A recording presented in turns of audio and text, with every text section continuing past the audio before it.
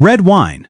Almost everyone assumes red wine gets its color from red grapes, but the juice inside nearly every grape, red or white, runs clear. The deep crimson comes entirely from the skins. To make red wine, the crushed grapes are fermented together with their skins and seeds, and as the alcohol builds, it pulls pigment and tannin out of the skins into the liquid. Those tannins, the same drying compounds found in strong tea, give red wine its grip and its ability to age for decades. The longer the juice steeps on the skins, the darker and more structured the wine becomes.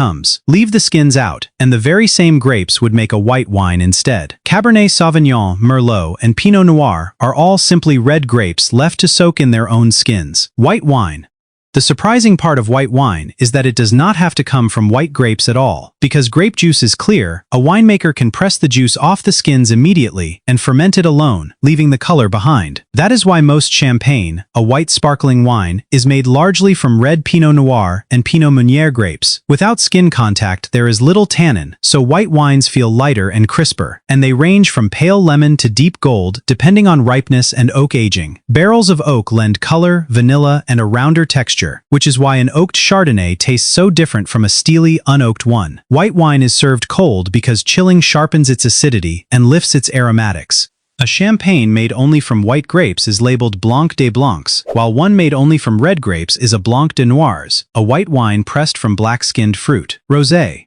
The pink of a rosé is not, as many believe, red wine watered down or red and white simply blended together. In most of the wine world, mixing the two to make pink is actually illegal. Instead, rosé is made from red grapes given only a brief brush with their skins, a few hours rather than the days a red wine gets, just long enough to tint the juice before it is pressed away. The one famous exception is rosé champagne, where adding a splash of red wine to white is not only allowed but traditional. The driest, palest rosés come from Provence in southern France, the spiritual home of the style, while sweeter pink wines like white Zinfandel built a large American following. Once dismissed as unserious, dry rosé has become a global summer phenomenon, and the palest, barely pink Provençal style now sells at luxury prices. Orange wine.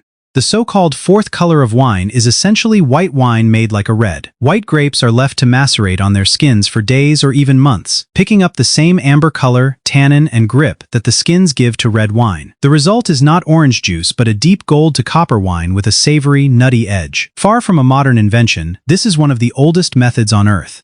In the country of Georgia, winemakers have fermented grapes on their skins in egg-shaped clay vessels buried underground, called cuivre, for some 8,000 years. The style nearly vanished before a revival in Italy's Friuli region, and neighboring Slovenia brought skin-contact wine back to fashionable tables. Champagne. The bubbles in true champagne are built by trapping a second fermentation inside the sealed bottle. Winemakers add a little yeast and sugar to a finished still wine, cap it, and the yeast produces carbon dioxide with nowhere to escape, dissolving into the wine under pressure. A bottle of champagne holds around 90 pounds per square inch of pressure, nearly 3 times that of a typical car tire, which is why the cork can leave with such force. The spent yeast is later coaxed into the neck by gradual turning, then the neck is frozen into an ice plug, and the sediment expelled under pressure in a step called disgorging. By French law, only sparkling wine made this way in the Champagne region can carry the name. The monk Dom Perignon is often credited with inventing it, though in truth he spent much of his career trying to get the bubbles out, since for early producers they were a dangerous fault that built enough pressure to shatter whole cellars of glass. Prosecco. Italy's answer to champagne reaches its bubbles by a completely different and far cheaper route. Instead of a slow second fermentation in each individual bottle, Prosecco ferments a second time in a single large pressurized steel tank, then gets bottled under pressure all at once. This tank method, named after the Frenchman Charmat who refined it, is faster, cheaper, and preserves the fresh, fruity, floral character of the Glera grape it is made from. The trade-off is a softer, frothier bubble, and less of the bready, yeasty complexity that bottle fermentation gives champagne. None of that has hurt its popularity. Prosecco now outsells champagne around the world by a wide margin, and it is the wine that pours into a spritz. The best of it comes from the steep hills around Conegliano and Valdobbiadene, a zone so distinctive it was named a UNESCO World Heritage Site. Port.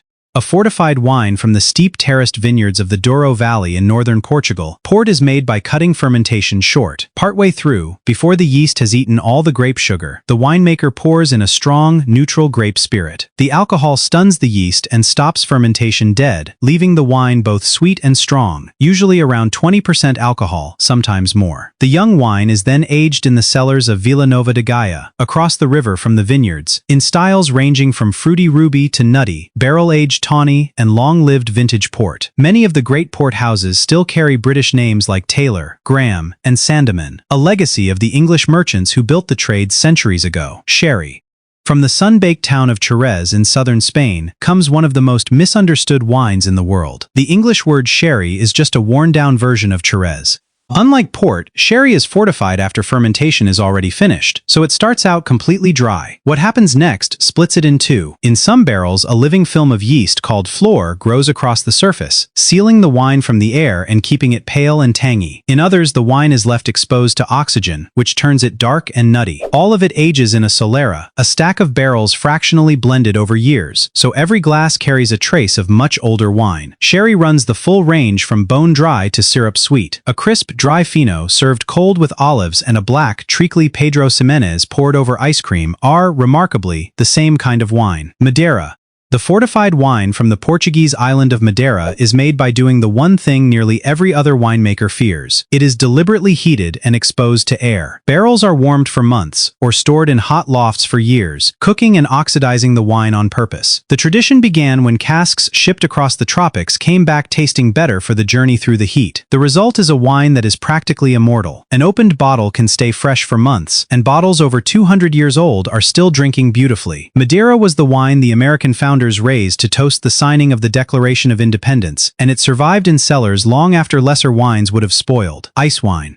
Made in only a few cold corners of the world, ice wine begins with a gamble. The grapes are left hanging on the vine deep into winter, long after every other harvest, until a hard frost freezes them solid at around 18 degrees Fahrenheit. They are then picked and pressed while still frozen. Because the water inside each grape stays locked up as ice, only a few drops of intensely sweet, concentrated juice trickle out, leaving a tiny yield of richly honeyed dessert wine. Germany, where it is called ice wine, gave the style its name, while Canada has become the largest producer, its frozen vineyards perfectly suited to it. A single warm night can ruin the entire crop, which is why ice wine is often sold in small half-size bottles at the price of fine dessert wine. Sauternes.